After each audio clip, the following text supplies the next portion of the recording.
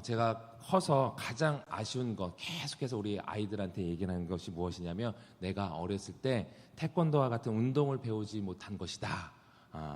그래서 이제 뭐 제가 그렇다고 해서 그 단증이 없는 건 아닙니다. 군대에서 1단을 땄기 때문에 단증은 있지만, 군대 다녀오신 분들은 다 아실 거예요. 그냥 단기간의 속성으로 딴 것이기 때문에 이것이 실질적으로 얼마나 유용할까, 별로 이렇게 단증만 있습니다. 단증만 있는데, 요즘에도 이제 주짓수나 자신을 보호할 수 있는 호신술 하나 이게 배우고 싶은 마음이 여전히 있지만, 이 몸이 한계라 쉽지는 않습니다. 그러다 보니까 우리 아이들이, 제 아들들이 어려서부터 이제 태권도 같은 걸 배웠으면 좋겠다 계속해서 제가, 얘들아 좀 태권도 좀 배워봐라, 얼마나 재밌는데, 가면 또 재밌는 놀이도 하고, 그래서 막 꼬드겼는데도 제가 전주에 있을 때는 그렇게 안 하더니, 여기 이제 서울 와서는 야 뭐 하나 해봐라 했더니, 그냥 그동안에 내가 노력했던 거 뭔가 싶을 정도로 너무나 쉽게 한다고 그래가지고, 요즘에 아이들이 이제 합기도를 이제 배워서 재밌게 이제 하고 있습니다. 이 무술 유단자에게 있어서 가장 중요한 것이 있다고 하는데 뭘까요? 무술을 배우면서 그 무술을 함부로 쓰지 않는 거죠. 쉽게 이제 한 단어로 얘기하면 이제 절제입니다. 절제. 힘이 있어도 그 힘을 아무렇게나 사용하지 않는 것. 내게 유익이 되지 않고 화가 나는 상황이 생겨도 내 마음대로 내 힘을 사용하지 않고 절제하는 것. 이것이 운동, 특히 이제 무술하는 사람이 있어서 가장 중요하죠. 이 절제의 사전적 의미를 보면요, 정도에 넘지 않도록 알맞게 조절하여 제한한다. 또 모든 것을 다 할 수 있지만 하지 않는 것이 절제라고 사전적 의미로는 되어 있습니다. 우리가 할 수 있는데 하지 않는 것, 이제 이 절제죠. 할 수 있는데 하지 않는 것과 내가 할 수 없으니까 하지 않는 것, 쉽게 얘기하면 이제 무능력이죠. 할 수 없으니까 하지 않는 것, 이 절제와 무능력은 다르다는 것을 아실 겁니다. 예를 들면 우리가 돈은 많이 있지만 필요한 곳 외에 막 쓰지 않는 것, 이것은 절제죠. 힘은 있지만 내 마음대로 막 싸우지 않는 것, 할 수 있는데 하지 않는, 이것이 절제입니다.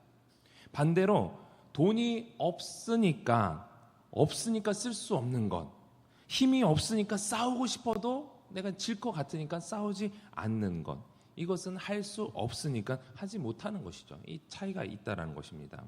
근데 절제는 할 수 있는 능력이 있지만 하지 않는 것이죠. 힘이 있는 사람은 내가 그냥 무의미하게 싸워봐야 내게 도움이 되지 않는다는 것을 압니다. 상대방은 그냥 때려 눕혀봤자 나에게 유익이 없다는 걸 알아요. 그래서 지혜가 있는 사람은 싸우지 않고 이기는 방법을 택합니다. 그리스도인에게 있어서 가장 먼저 인지해야 될 사항은 무엇이냐? 우리가 하나님의 자녀이기 때문에 모든 것을 할 수 있다는 거예요. 믿으십니까? 하나님의 자녀이기 때문에 하나님께서 우리에게 능력을 다 주셨어요. 우리가 세상의 풍조에 얽매여서, 세상의 권세가 두려워서, 죽음이 두려워서 아무것도 못하는 것이 아니라, 우리는 만왕의 왕 대신 하나님의 자녀이기 때문에 모든 것을 할 수 있다는 사실을 믿으시기 바랍니다. 그것을 가능케 한 예수 그리스도의 보혈의 능력을 우리가 확신한 것, 그것이 그리스도인의 가장 기본입니다. 그리스도인이기 때문에 예수님이 나를 위해서 모든 것을 다 내어주셨고, 그 예수님의 능력이 나에게 있기 때문에, 나는 하나님의 자녀이기 때문에 나는 모든 것을 다 할 수 있다. 이것이 그리스도인에 있어서 기본 전제예요. 할 수 없으니까 못하는 찌질이가 아니라, 무능력한 것이 아니라, 할 수 있는데 하지 않는, 능력을 제하는, 절제할 수 있는 능력자라는 것입니다. 그런데 왜 우리가 그 능력을 절제하느냐? 오늘 본문은 그것을 다루고 있습니다. 오늘 본문 23절을 다시 한번 읽어보도록 하겠습니다. 시작. 모든 것이 가나 모든 것이 유익한 것은 아니요 모든 것이 가나 모든 것이 덕을 세우는 것은 아니니. 아멘. 모든 것이 가하다라고 분명하게 말씀하고 있습니다. 모든 것이 가능하다라는 거예요. 그런데 모든 것이 유익하지 않고 덕을 세우는 것이 아니기 때문에 내가 할 수 있는데 하지 않아야 된다라는 것이죠. 근데 모든 것이 유익이 되고 덕이 되려면 어떻게 해야 하느냐? 바로 뒤에 답이 있습니다. 24절 같이 읽어봅니다. 시작. 누구든지 자기의 유익을 구하지 말고 남의 유익을 구하라. 아멘. 그리스도인에게 있어서 유익이 되고 덕이 되는 삶은 무엇이냐? 나의 유익이 아니라 남의 유익을 구하는 것이라는 거예요. 남의 유익. 그렇다면 남의 유익을 구한다라는 것은 무엇입니까? 그냥 남에게, 제3자에게 유익이 되기만 하면 내 행동에 문제가 없다는 걸까요? 남편에게 여자에게 있어서 남편은 남의 편이죠. 예, 남입니다. 제3자예요. 다른 사람에게 피해를 주던 안 주건 이 남편이 잘 되기만 하면은 유익이 되는 겁니까? 우리 가족이 또 나랑 친한 다른 남이 다른 사람에게 그 사람이 다른 사람에게 피해를 주던 말던 이 사람만 잘 되면 되느냐라는 거예요. 여기서 말하는 남이라는 것은 보편적인 모든 이웃이죠. 모든 나를 제외한 모든 사람, 이 사람만에게만 유익이 되는 것이 아니라 이 사람뿐만 아니라 저 사람 또 저 사람뿐만 아니라 그 외에 다른 사람 모든 사람에게 유익이 되어야 된다라는 것이에요. 그리고 그 이웃의 유익이 무엇인지 본문 33절에서 정확하게 말씀하고 있는데 같이 읽어봅니다. 나와 같이 모든 일에 모든 사람을 기쁘게 하여 자신의 유익을 구하지 아니하고 많은 사람의 유익을 구하여 그들로 구원을 받게 하라. 아멘. 많은 사람의 유익을 구하여 그들로 무엇을 받게 하라? 구원을 받게 하라. 구원을 받게 하라. 내가 모든 것을 할 수 있고 할 수 있지만 절제하고 또 모든 일을 하는 그 목적은 자신의 유익을 구하는 것이 아니라 모든 사람의 유익, 곧 그들로 구원을 받게 한 것이 남의 유익이라는 것입니다. 모든 사람이 구원을 받는 것은 하나님의 뜻이죠. 그러니까 우리의 행동에 제약을 걸어야 한다면 그것이 하나님의 뜻, 그러니까 모든 사람의 구원을 받는 것에 합당하느냐 아니냐에 달려 있다라는 것입니다. 그것에 따라서 내 행동을 이것을 해야 되느냐 말아야 되느냐, 절제해야 되느냐 말아야 되느냐 정해져야 된다라는 것입니다. 내가 모든 것을 할 수 있지만 모든 것이 유익하지 않다라는 것을 깨닫게 하는 최초의 사건이 바로 창세기 3장에서 나오는 아담과 하와의 선악과 사건이죠. 에덴 동산에서는 그 아담과 하와는 모든 것을 다 할 수 있었습니다. 정말 모든 것을 다 할 수 있었어요. 그런데 그곳에서 하나님께서 제재를 가하신 명령은 단 하나, 선악을 알게 하는 그 나무의 열매는 먹지 말라는 거였습니다. 먹을 수는 있지만 먹지 말라는 단 하나의 명령, 그 명령을 따른다는 것은요, 하나님의 주권을 인정하는 행동입니다. 내가 이것을 하느냐 안 하느냐에 따라서 내가 하나님을 인정하느냐 안 하느냐 그거에 따른 것이라는 것이에요. 그러나 결국 아담과 하와가 사단의 유혹에 넘어가 자신의 유익을 구한 까닭에 하나님의 주권 앞에서 절제하지 못한 그 행동은 온 인류의 유익이 되지 못하게 된 것입니다. 우리 인생에서 모든 죄는 자신의 유익을 구하는 데서 비롯됩니다. 내 유익을, 나를, 그 이기심이라고 하죠. 나의 유익을 구하는 데서 저질러져요. 모든 것을 다 누릴 수 있었던 다윗 역시 마찬가지입니다. 다 주의 영광을 위한다 했지만 한순간 일순간 자신의 유익을 한번 구해보자. 그래서 밧세바를 가늠한 사건도 거기서 비롯된 거예요.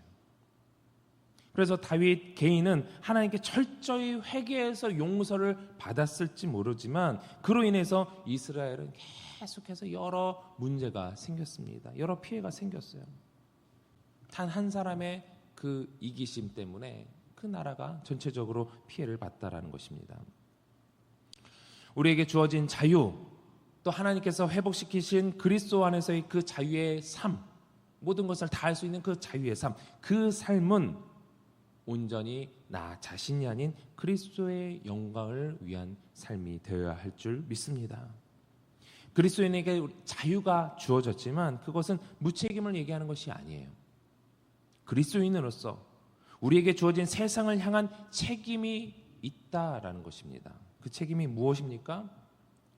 범죄한 자들을 내버려 둘 수 있는 자유를 가진 것이 아니라 그냥 저 사람 저는 그냥 자기 마음대로 살든지 말든지 그냥 내버려 두는 그것이 아니라 우리가 그런 자유를 가졌잖아요.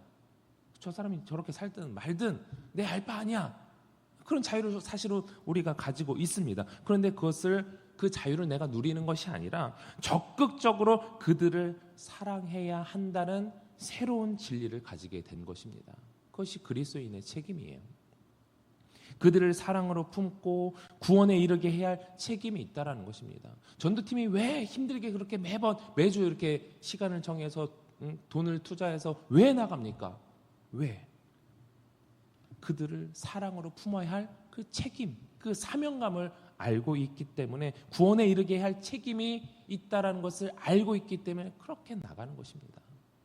그것이 하나님의 뜻이라는 것을 알고 하나님의 뜻에 순종할 때 하나님께서 큰 기쁨을 주신다는 것을 또한 알고 있기 때문에 그렇게 복음을 위해서 헌신하는 것입니다.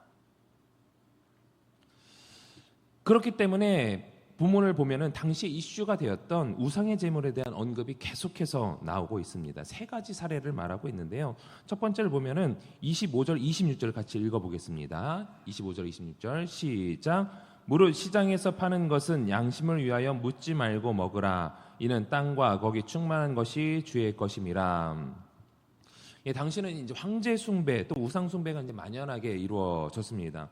그러니까 시장에서 제물로 바쳐졌던 음식들이 많이 유통이 되었는데 어떤 음식이 제물인지 아닌지를 이것은 주인이나 또 음식의 경로를 아는 사람이 아니라면 전혀 알 수 없었습니다.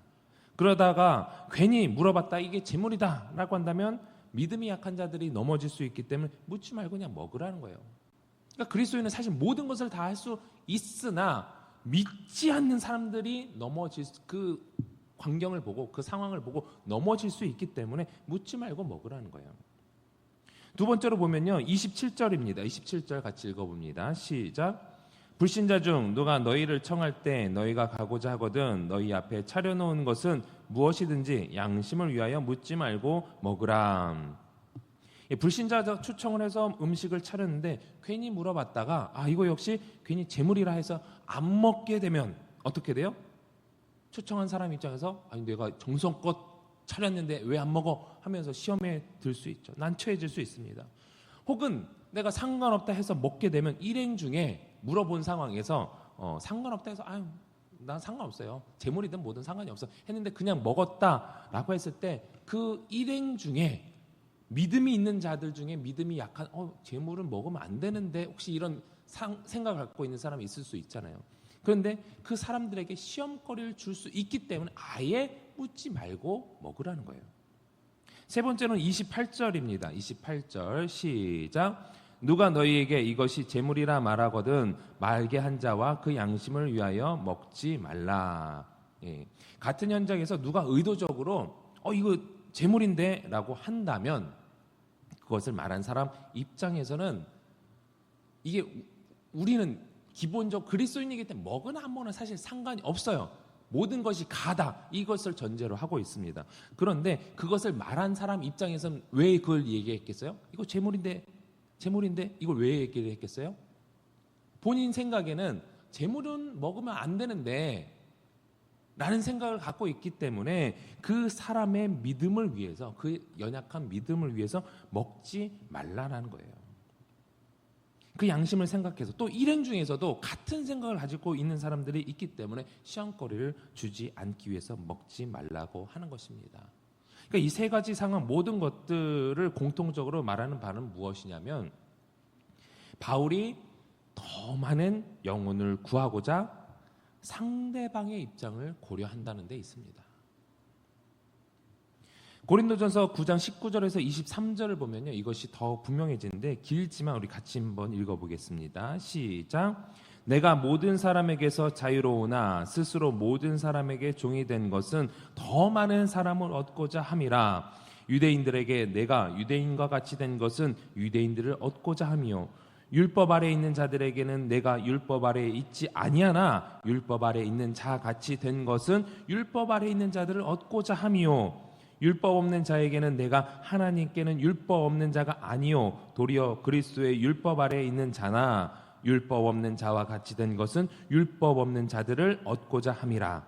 약한 자들에게 내가 약한 자와 같이 된 것은 약한 자들을 얻고자 함이요 내가 여러 사람에게 여러 모습이 된 것은 아무쪼록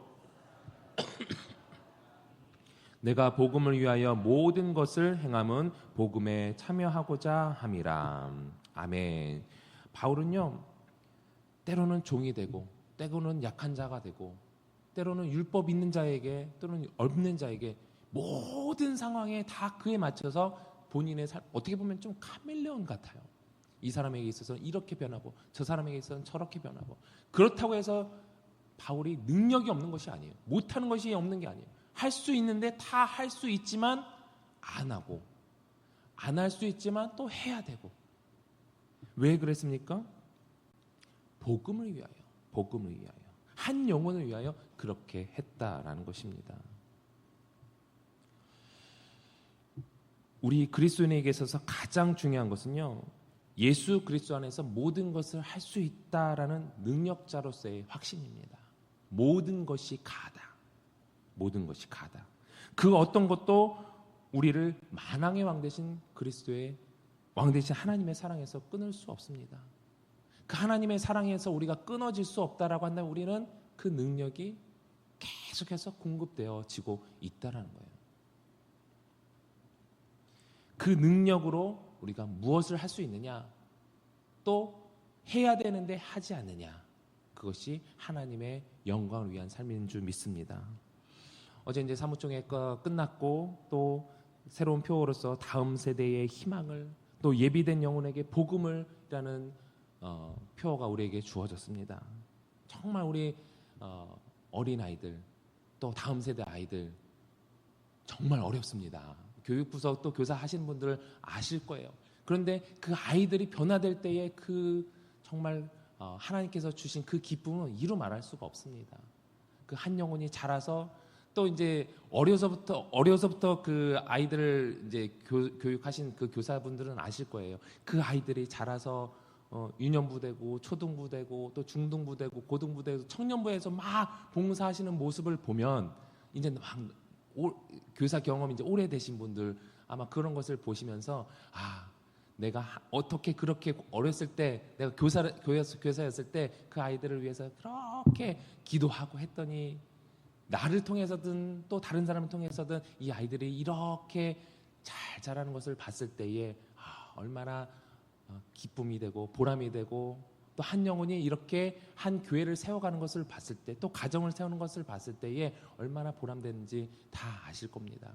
그렇기 때문에 우리가 지금의 저런 건장한 모습을 보고서 멋있다 그냥 끝나는 것이 아니라 다음 세대에 정말 어려서부터 유아 또 영아 그때 그 아이들이 믿음으로 잘 자랄 수 있도록 계속해서 기도할 수 있는 여러분들이 되시길 바랍니다.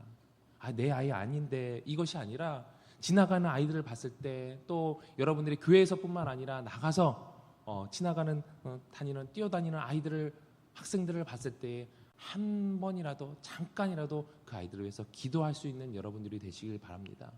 그것이 나한테 무슨 유익이 되는데, 무슨 유익이 됩니까? 유익되지 않아요. 그러나 하나님의 영광을 위해서는 그것이 나의 유익이 되는 것입니다. 그것이 내게 주어진 능력을 제대로 사용하는 거예요. 방관하는 것이 아니라, 그냥 내버려 두는 것이 아니라, 그럴 자유가 나에게 있지만 그 자유를 누구를 위하여서? 하나님의 영광을 위하여서 사용할 수 있는 여러분들이 되시길 바랍니다.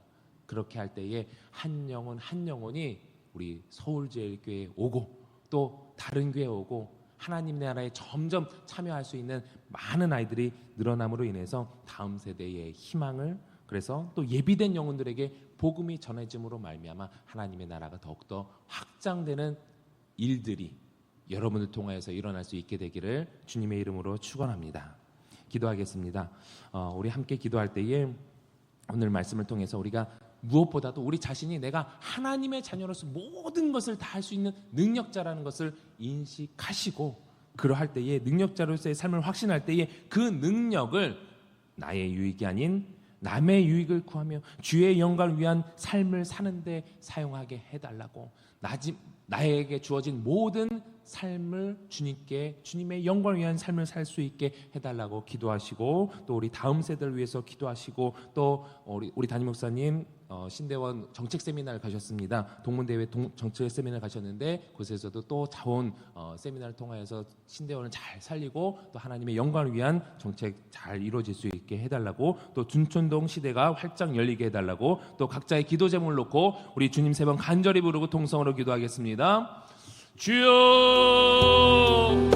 주여.